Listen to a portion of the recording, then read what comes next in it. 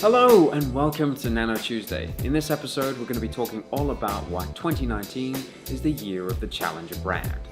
Let's go. There has never been a better time to launch a Challenger brand than right now. Trust in the brands of old, the legacy brands, the big corporates is at an all-time low. Consumers are now looking elsewhere. If we take the US as a leading example, the top 100 consumer packaged goods brands, 90 of them in 2017 were in decline. So what are these challenger brands doing differently, and how can brand owners apply these principles to their brand? It's important to note that a brand is more than awesome typography, than cool colorways, a slick tagline, or amazing ambassadors. That stuff's really important, but if you are not pouring meaning into your brand, if you're not connecting with your consumer on multiple levels, you are not utilizing your brand correctly. Your brand needs to dial into the human element by becoming emotionally intelligent.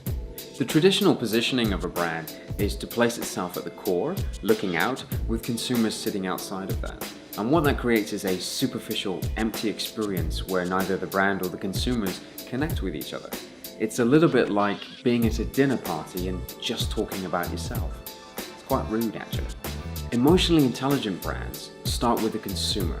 They focus in on their needs, on their concerns, and their values, and then they build a strategy around that, which frames everything from the consumer's perspective and creates a much more engaging and connected experience. An excellent methodology to tackle this is something called design thinking.